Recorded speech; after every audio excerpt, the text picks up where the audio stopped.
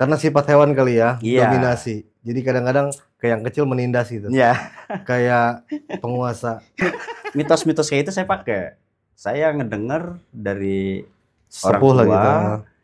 nyari orang yang meninggal di atas 100 tahun, ambil nasinya, kita keringin, taruh di kandang alam rumah.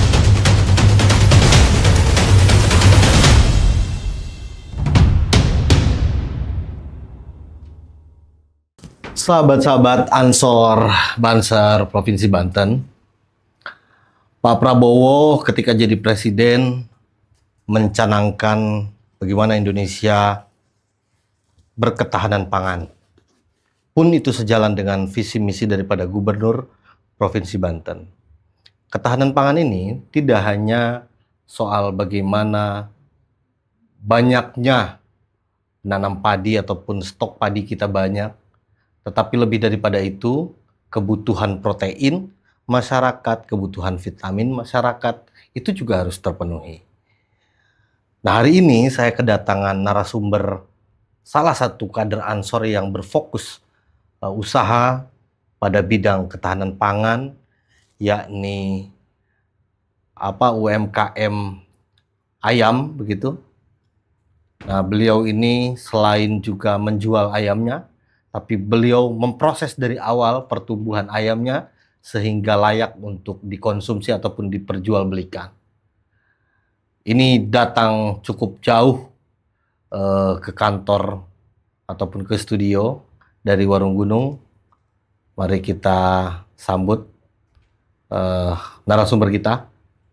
Assalamualaikum, Kang. Waalaikumsalam warahmatullahi wabarakatuh. Sehat, Kang? Alhamdulillah. Sebelum kita jauh kemana-mana, kita akan tanya terlebih dahulu. Namanya siapa, Kang? Daman. Kang Daman.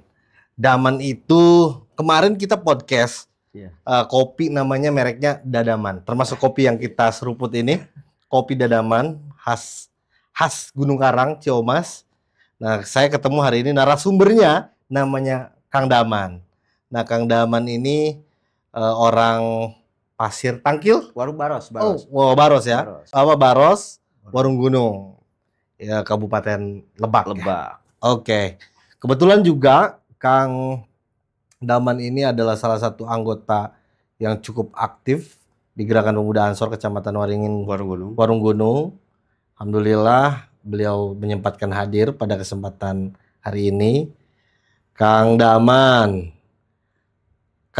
ini usahanya ini adalah usaha pengembangbiakan kali ya, pengembangbiakan ayam pedaging.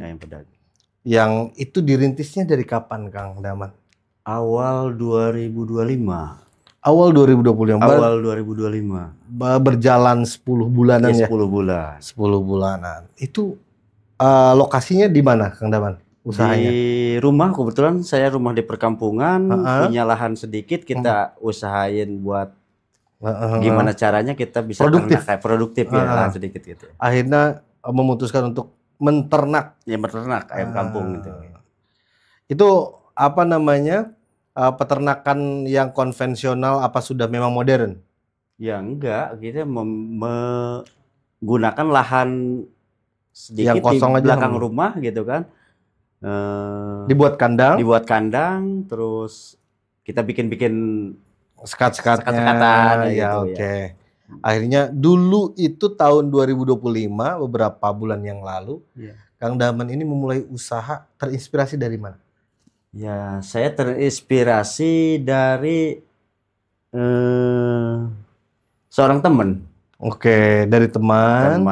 Terus teman itu dia sudah menggeluti 5 tahun, alhamdulillah dia buat biaya sekolah anak-anaknya, terus biaya keluarganya, alhamdulillah tercukupi dari biaya itu. Makanya saya terinspirasi dari situ. Oke. Dan itu awalnya Kang Daman ini berapa ekor sih sebetulnya memulai usaha? Memulai usaha saya dari 5 ekor. Dari 5 ekor? Dari 5 ekor dulu. Berapa yang jantan, berapa yang betina? 4 jantan, 1 jantan 4 betina. Memang rumusnya harus begitu? Ya nggak tahu, cuman saya bisanya segitu. Bisanya segitu. Akhirnya terus berjalan, diurus. Sekarang sudah berapa? Sekarang ada 200 ekor. 200 Itu ekor. dibantu dengan mesin penetas telur. Oh, dibantu ya. Iya, biar cepat pertumbuhannya gitu ya. Itu siklus pertumbuhan si ayam itu ayamnya ayam boiler apa ayam kampung? Ya ayam kampung, cuman ayam kampung biasa kita silang dengan KUB. Oh gitu ya. Iya. Dengan ayam boiler itu ya. Iya. Bukan boiler, KUB. Oh KUB. KUB ayam kampung. Ayam kampung juga. Dan itu pertumbuhannya berapa bulan sih untuk layak dijual atau konsumsi? 3 bulan. 3 bulan. Berarti cepat ya? Cepat. 3 bulan udah. Cuman kan kita pakannya bukan pakai pakan dari pabrikan. Kita pakan gimana? Dan dedek, daun singkong, terus limbah pasar, kayak sayur-sayur pasar. Iya. Dan itu berhasil ya? Sudah berapa kali panen? 3 kali. 3 kali panen. 3 kali. Alhamdulillah. Dan itu kelihatan, maksudnya siklusnya pendapatannya juga nanti stabil gitu, artinya ada peningkatan dari mulai awal cuma 5 ekor sekarang 200 ekor gitu kan? Iya, ada peningkatan alhamdulillah. Nah, Kang, untuk menetaskan ayam ini kan juga cukup prosesnya agak rumit ya. Iya. Agak rumit. Kita harus punya cukup fasilitas untuk peternakan ayam itu. Iya. Sudah pakai boiler kipas yang besar itu? Blower. Blower. Belum, karena ayam kampung tidak usah harus pakai yang kayak gitu. Dia berefek bau nggak ke lingkungan? Enggak. Karena diurus barangkali diurus, mungkin diurus. Itunya kotorannya jadi pupuk ada, ya. Buat pupuk. Terus kita seminggu 2 kali kita semprot kandang-kandang itu pakai disinfektan. Ini kayak Baclean gitu biar steril karena penyakit nggak ada. Oke. Nah, Kang, perjalanannya itu tadi selain dari teman, terinfluence. Udah Kang Daman udah usaha ayam aja nih, bagus nih gitu. Nah, ada nggak sih historisnya?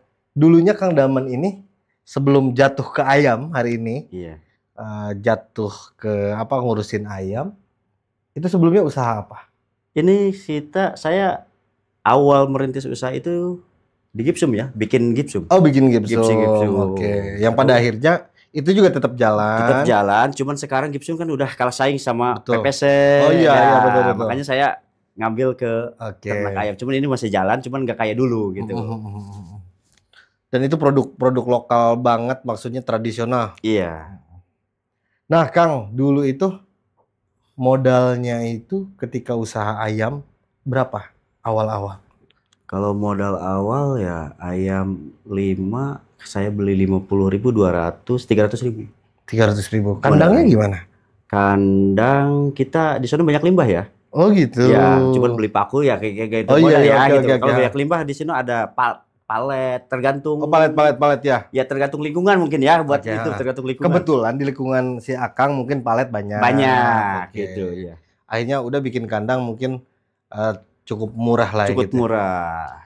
Nah, hari ini dulu itu waktu awal-awal nih bikin 5 kandang itu bikin kandang untuk 5 ekor itu berapa meter sih?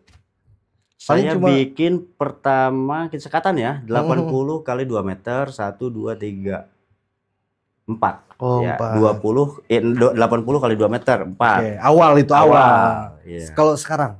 Kalau sekarang kita udah yang luas di belakang itu alhamdulillah sudah saya keliling pagar bambu gitu ya. Terus yang karena terbantu sekarang sama unggas juga ya. Bebek udah ada 20 ekor. Dari hasil penjualan ayam saya beliin ke situ. Merambah ke bebek alhamdulillah gitu. Cuman bebek belum ada, baru 1 bulan kemarin saya beli bebek dari hasil ayam. Bebek petelur apa pedaging juga? Pedaging. Pedaging. Kalau sekarang kandang itu 8 kali 8. Udah lumayan ya. Jadi 80 kali 2 sekarang udah 8 kali 8. Itu udah kan kita sekat ya biar nggak ke tetangga. Iya, betul. Mencemari lingkungan kan nggak enak. Akhirnya itu safety lah ya, udah safety. Yang pasti triknya si Akang itu kalau dalam usaha ayam itu memang harus fokus betul ya. Maksudnya kita harus klinis, tempatnya harus memang bersih dan lain-lain gitu. Ya kalau untuk tempat kayak bebek, ayam juga bener tempat harus steril ya, Steril, steril. Karena apa? Gejala ayam itu kita gagal di ayam dari penyakitnya. Penyakit nggak bisa walaupun kita udah pasti saya vaksin, saya apa tetap kalau kandang nggak steril dari kotoran dari mudah terkena virus. Oke, dan si Akang sudah apa namanya tuh sudah melakukan proses sterilisasi yang terus berkala ya. Iya. Oke. Jadi sahabat-sahabat, tadi yang disampaikan Kang Daman ini bahwa memang usaha ayam ini gampang-gampang mudah. Gampangnya pikiran kita, ternyata susahnya itu ketika dilakuin di prakteknya susah. Oke, sebelum lanjut kita boleh ngopi dulu loh, Kang.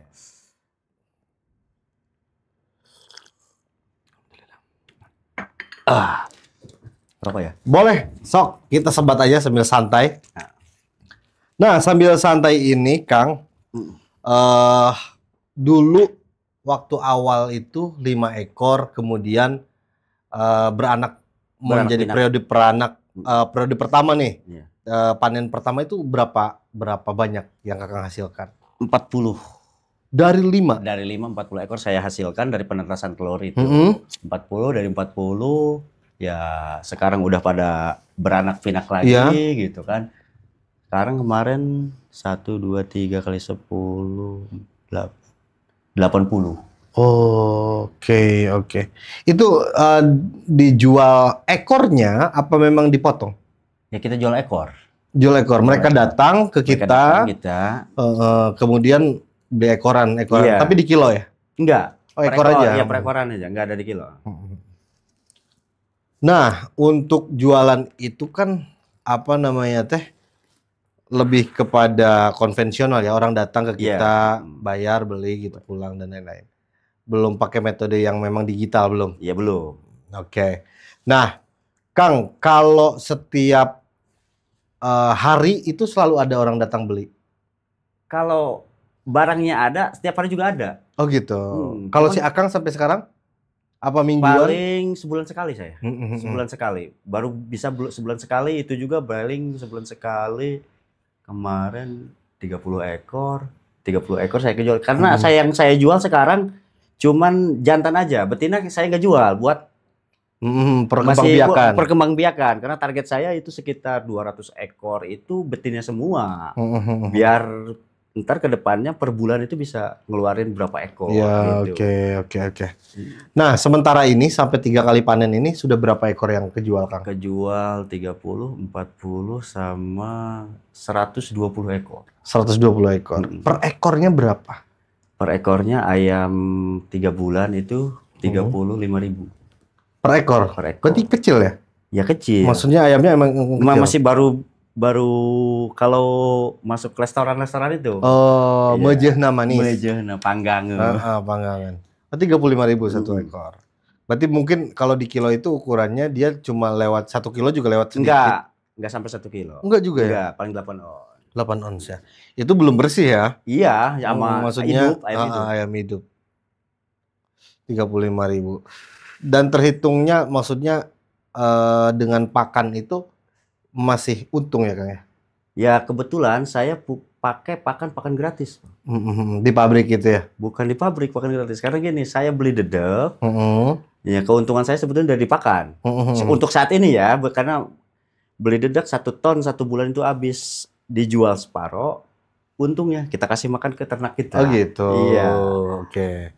Jadi beli pakan sekaligus jadi lahan usaha juga pakannya. Ya, gitu. Karena ini menarik Kang. Nah, Kang bicara apa namanya kalau 120 ekor kali 35.000 sekitar 3,5 juta lah ya. Itu sudah hampir beberapa bulan karena memang dianggapnya ini masih pemula. Tapi dilihat dari siklusnya ini berpotensi betul ya. Iya. Berpotensi betul untuk mengalami kemajuan pesat nih. Tinggal bagaimana strateginya ini. Strategi peternakannya ini betul-betul dilakukan begitu. Iya. Termasuk bagaimana caranya ngurus yang benar itu kayak gimana dan lain-lain.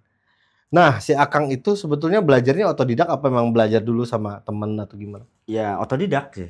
Otodidak enggak belajar sama siapa, enggak belajar. Nah, otodidak. Jadi belajar sendiri, paling lihat-lihat medsos, cara ngurusin gitu nggak? Kebetulan saya seorang santri ya. Oh gitu. Iya, dari dulu mempelajari ayam-ayam kampung kayak kambing apa saya sering gitu. Dulu juga pernah waktu masih jadi santri. Ngurusin ayam, bebek ya. Kenapa sekarang saya kembali lagi ke ayam? Salah satunya temen gitu kan, inspirasi saya. Terus kedua, ya ini oke juga nih buat potensinya oke, ada nih. Itu biaya hidup kayak sekarang gini. Saya punya ayam masih kecil-kecil. Saya butuh uang. Teman-teman saya kan banyak tuh apa tangkulak ayam. Misalkan bulan ini saya butuh uang buat bayar sekolah anak, buat bayar listrik, tapi saya minta aja gitu. Jaminannya itu jadi gampang. Oh iya, oke. Jadi ke situ itu dari situ pikiran. Jadi setidaknya awal-awal ini untuk menutupi kebutuhan, kebutuhan anak lah ya, kebutuhan anak keluarga ini sudah cukup mencukupi lah. Alhamdulillah mencukupi. Nah, Kang, kalau bicara strategi promosi ini kalau apa namanya si ayam ini, si Akang pakai promosi apa memang mereka sudah tahu awalnya beli di Akang gitu? Dari mulut ke mulut aja atau gimana? Awalnya saya tetap pakai promosi gitu. Cuman promosi saya ternak. Terus akhirnya teman-teman pada datang, mau dijual enggak? Oh gitu. Promosi saya ternak karena bukan saya aja, saya ngajak 1, 2, 3, 4 orang, ngajak barengan gitu. Ayo join. Ya kita karena keuntungannya kita ngajak, dia beli pakannya ke kita, ya kan, otomatis beli pakan ke kita. Ya kita kasih supply pakan gitu. Cuman yang satu nih kemarin kena imbas penyakit ya yang di desa Cibuah. Gitu. Iya. Karena cara ngurusinnya tadi yang mungkin kurang apik lah ya. Kurang apik. Nah, jadi awalnya kita membangun partnership dengan teman-teman. Promosi ini akhirnya mereka pada tahu, mereka datang, mereka belanja ke kita, beli dan lain-lain. Nah, Kang, untuk apa namanya ayam ini sendiri ada apa namanya tuh? Ada tantangannya nggak sih ngurusin ini tuh? Banyak. Contohnya kayak gimana? Contohnya kita ngasih makan. Ayam itu harus tepat waktu. Jam berapa itu kira-kira? Ya tergantung kita. Kalau misalnya kita sempatnya pagi, kalau yang buat kayak kerja ya. Ya kalau misalkan pagi, harus pagi, jangan dilewat itu. Pagi kasih makan. Nggak boleh lewat. Kalau lewat pundung lah gitu. Nah, intinya ke si pertumbuhan ayam. Lambat. Misalkan kita malam ngasih makan jam 7, ya udah jam 7 aja. Nanti kesananya jam 7 terus. Jam 7 aja terus. Kalau kita sempatnya jam 7 mah habis. Satu hari itu berapa kali ngasih 2 kali. Oh, pagi dan malam. Cuma yang paling kehambat ya paling di situ di waktu kasih makan. Kalau kita kasih makannya asal-asalan, misalnya sekeburunya kita, itu pertumbuhan ayam nggak bakalan timpang lah ya. Iya. Jadi nggak serentak. Iya, nggak serentak. Iya. Ada yang kecil, ada yang gede gitu. Kedua, ayam-ayam itu harus kita pisahin. Maksudnya gimana, Kang? Yang kecil, box ini, yang udah gede pindah box lagi. Jangan disatuin. Kalau disatuin kenapa? Rentan mati. Oh gitu. Iya, karena yang gede kena gitu ya. Kena. Karena sifat hewan kali ya, dominasi. Jadi kadang-kadang kayak yang kecil menindas gitu. Iya. Kayak penguasa. Jadi memang ayam juga memang dominasi ya. Ya kayak gitu, kayak penguasa. Sama yang kecil suka nginjek-nginjek tuh. Nah Kang, selain tadi tantangannya adalah apa namanya? Bagaimana cara waktu ngasih makannya, ngasih pakan, kemudian tadi misahin apa namanya ya karena perlu sortir kan ya, sortir dan betul-betul apa namanya tuh tantangannya tuh mungkin ngejaga kesehatannya nggak sih? Karena kita itu monitor setiap hari kan ya. Iya. Pasti kalau apa namanya kalau udah ada tanda-tanda sakit nih agak bahaya dipisahin gitu langsung. Saya tuh dulu sempat juga Kang. Waktu di pesantren saya punya kandang sekitar 100, tapi ayamnya ayam jago. Ayam Bangkok. Tapi gitu, kelakuannya cuma gitu buruk ya. Jago itu ya abang jago namanya. Pengennya diberantemin terus. Nah, satu ketika memang kena apa namanya teh? Kena penyakit ya. Iya, penyakit. Karena dulu kita boro-boro akses informasi soal kesehatan karena puskeswan aja kita nggak tahu di mana. Nah akhirnya ya sudah mati. Tapi saya ada satu momen di mana orang tua dulu itu bilang pasang apa gitu tuh, kayak akar tapi akar yang nyambung katanya. Bener nggak? Ya kalau gitu saya juga itu kan mitos-mitos kayak gitu. Iya, saya pakai, saya juga iya. pakai. Iya. Ya kita kan sebagai orang NU Iya. ya. Artinya tetap kaulnya orang-orang dulu itu bisa kita pakai. Iya. Tapi saya membuktikan itu, Kang. Artinya apa namanya, si ayamnya masih ya eksis sehat gitu, sehat. Dan si penyakit itu udah berhenti, nggak datang-datang lagi. Karena dulu tuh ngeri. Saya tuh waktu itu tuh si ayamnya itu kena penyakit ininya apa namanya, biru tuh. Iya itu tetelo. Tetelo ya namanya. Ya, kalau di kampung iya. Tahu di Kementerian Hewan. Iya, itu pokoknya tetelo lah. Tetelo aja. Jadi biru, terus dia kayak ngacah gitu. Iya. Ya. Dan itu cepet banget mati. Paling jam itu hitungan jam itu. Kita kan nggak tahu ya waktu kita tidur maksudnya. Tiba-tiba pagi-pagi udah pada mati. Hitungan jam itu. Nah, si Akang antisipasi untuk hal-hal yang demikian itu? Ya saya antisipasi, satu dari kandang kita sterilin, terus kedua dicuci gitu, Kang? Enggak, maksudnya kita semprot pakai antibakteri gitu ya, kayak Backlin, terus apa? Ya disinfektan lah ya. Gitu. Terus kedua, emang saya pakai mitos-mitos kayak itu saya pakai. Saya ngedenger dari orang tua gitu. Nyari orang yang meninggal di atas 100 tahun, ambil nasinya, kita keringin, taruh di kandang. Alhamdulillah saya pakai itu. Ambil nasinya? Iya, yang orang mati di atas 100 tahun. Kita ambil nasinya, kan dulu orang di kampung tuh bawa nasi ke kuburan kan buat susur tanah. Iya, benar. Gitu. Terus jadi apa namanya teh, lamun nyusur tanah tak apa? Apa ya? Maksudnya menghadapi bulan suci biasanya kan bebersih gitu terus ngeriung gitu. Bukan. Jadi gini, di sono di kampung saya. Nyongcot apa gimana? Ada yang meninggal misalnya hari ini.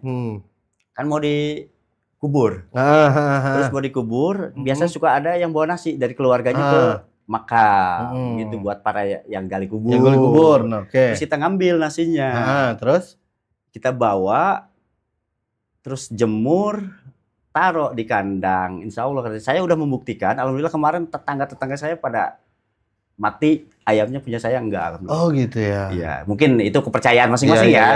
Bukan karena ya sekali lagi itu kita kan soal orang NU mah ya kan al-adatu muhkamah, bahwa adat kebiasaan itu bagian daripada norma hukum. Jadi kita boleh ambil gitu. Selama itu apa namanya kodim tapi soheh ya soleh juga ambil, ya kan? Kalau kodim kan itu kan, meskipun itu cenah, tapi ngabuktikan. Gitu kan.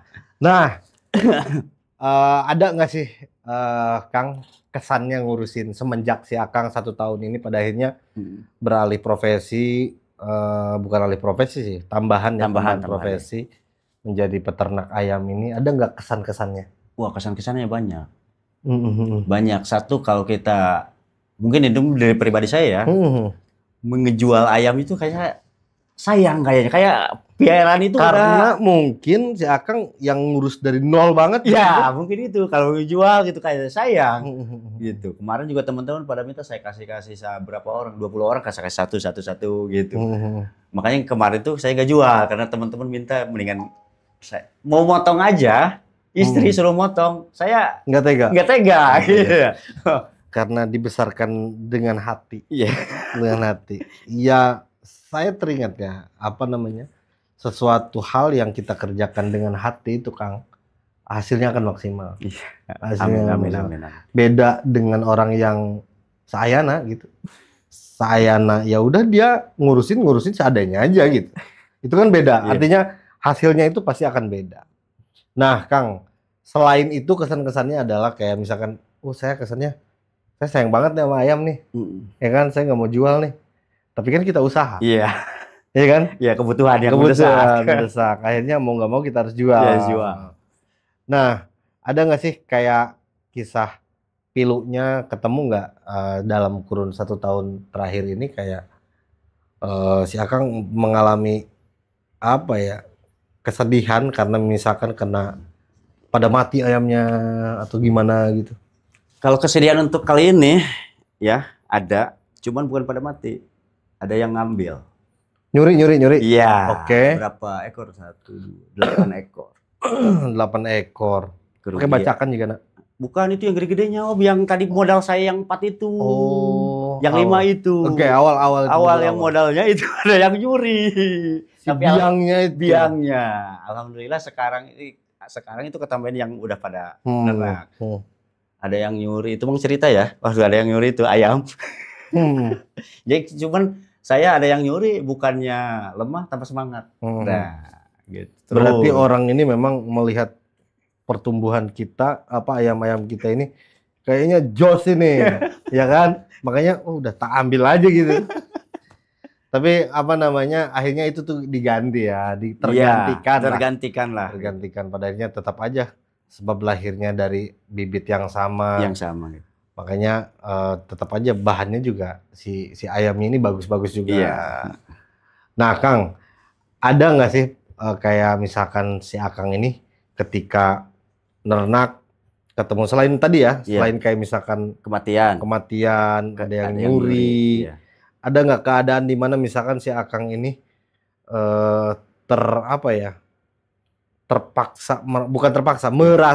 merasa bahwa si Akang, udahlah saya nggak mau usaha ayam gini, nggak jelas gini, pernah nggak ngalami fase hampir putus asa? Kalau itu apa awal-awal? Kita nggak ada sih ya, karena saya optimis ya. Iya, nggak ngerasa gini ya, karena optimisnya tadi saya apa sih keberatan saya ngasih makan ayam, terus usahain pakan gratis gitu. Jadi nggak ada dari semenjak ini aja ya, saya nggak ngerasa saya mau berhenti, saya mau enggak. Jadi bahkan sekarang saya saya tinggal di tanah PJKA. Sekarang saya lagi bangun rumah, mau pindahin itu kandang ke rumah yang baru. Alhamdulillah gitu. Barokahnya dari situ saya alhamdulillah, walaupun uang dari mana aja, saya sekarang udah kebangun rumah walaupun belum beres. Baru kemarin tuh saya pasang genteng. Makanya kemarin tuh hari Jumat nggak bisa. Saya pasang genteng. Mungkin kandang juga saya mau pindahin ke rumah saya. Cuman nggak jauh. Cuman saya sekarang tinggal di tanah PJK. Iya, karena dekat stasiun lama situ. Iya, Cibuah. Oke, stasiun Cibuah. Nah, Kang, saya tertarik sih sama si Akang karena punya mentalitas yang cukup baja. Sebab saya masih ingat Gerakan Pemuda Ansor itu pagar baja gerakan kita. Saya ingat bahwa ya memang mengusahakan sesuatu itu harus punya mental baja begitu. Jadi tidak pantang mundur oleh karena misalkan masalah yang datang, tantangan yang datang gitu ya. Jadi, nah, kita berkaitan dengan Ansornya nih sekarang. Nah, si Akang semenjak usaha ayam ini semakin sedikit waktunya ke Ansor apa justru sebaliknya? Ya, sebaliknya saya lebih aktif. Lebih aktif tanya ke ketua PC Ansornya nih gitu. Lebih aktif ke Ansor, setiap kegiatan Ansor saya bisa sedikit masukin gitu, materi kegiatan saya ada. Nah gitu, ada. Misalkan ada acara Ansor gimana, walaupun saya nggak datang ya mungkin saya sedikit ngasih. Gitu. Ya itulah sahabat-sahabat, bahwa menjadi anak anak Gerakan Pemuda Ansor itu harus berdiri di kakinya sendiri, harus menjadi orang yang mandiri agar bisa menghidupi organisasi, bukan numpang hidup di organisasi. Sebab organisasi ini ya hanya rumah, penghuninya adalah kita, ruhnya adalah kita. Untuk acara kita kan perlu bensin, perlu rokok, perlu makan. Tentu kalau kita nggak usah repot.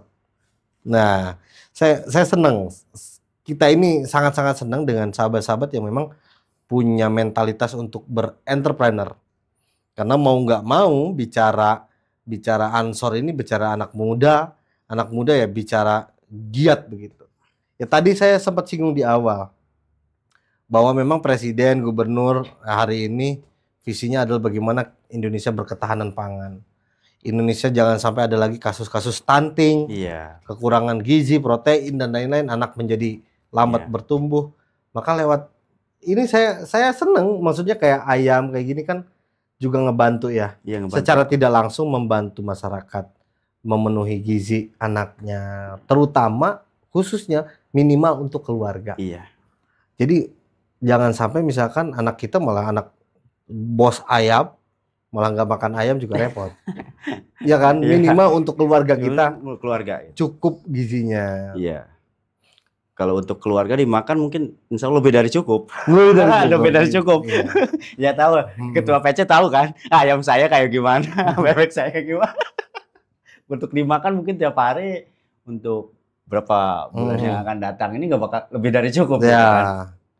Nah, Kang, orang lain itu biasanya kalau pesan itu lewat WA. Iya. Nah, kalau sahabat-sahabat Ansor yang terdekat nih, wilayah Pandeglang, misalkan Kadubanen kan ya? Iya. Kadubanen mau ada acara, dia butuh ayam, bisa ngontek ke Kakang? Insya Allah siap. Oke, itu lewat WA. Lewat WA. WA-nya nomornya berapa? Hafal?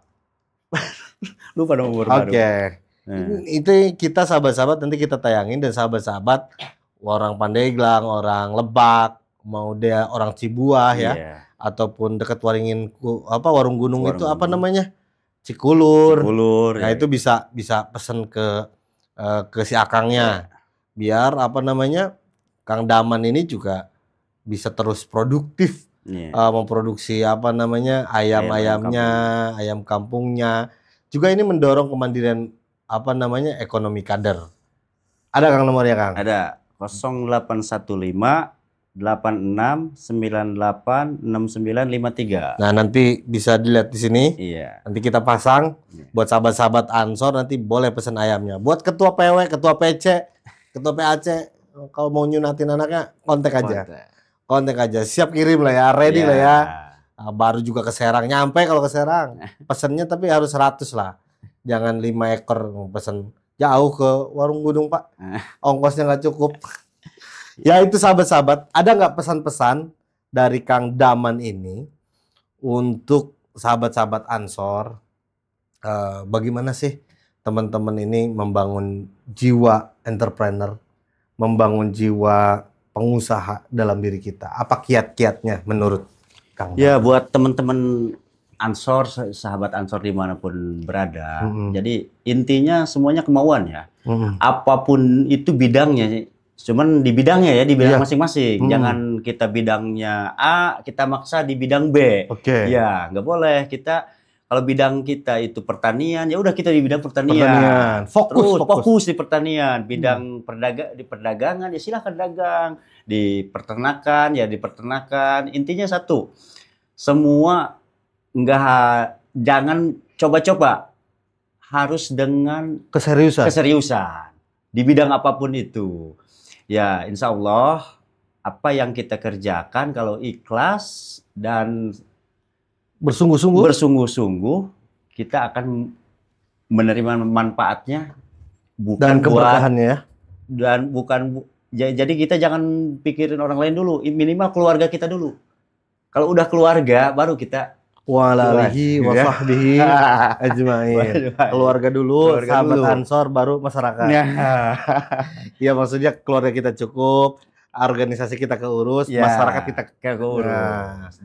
Jadi sahabat-sahabat, berusaha ataupun jadi pengusaha itu adalah soal membangun mentalitas.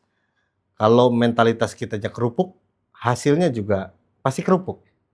Kalau mentalitas kita aja baja, maka usaha kita juga akan baja dan tahan banting.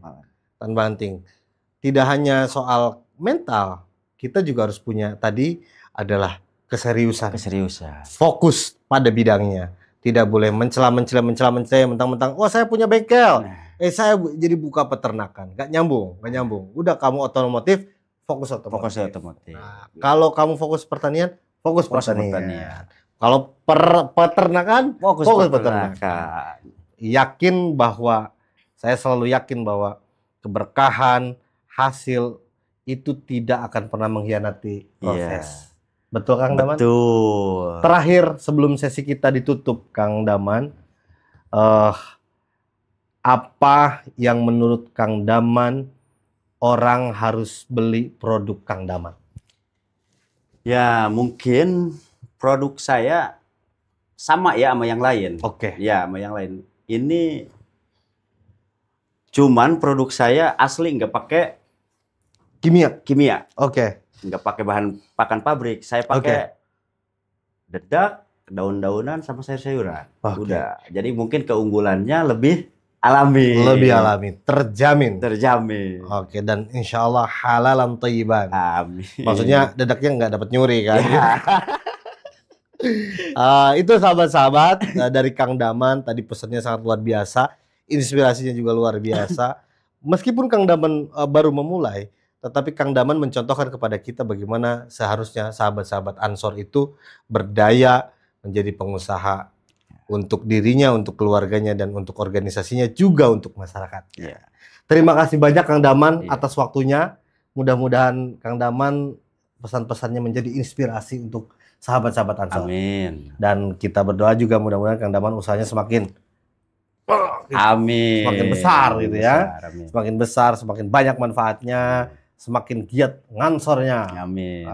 Itu aja Kang Daman, terima kasih banyak kehadirannya. Mudah-mudahan kita bisa berjumpa kembali. Terima kasih banyak Kang Daman. Sama-sama.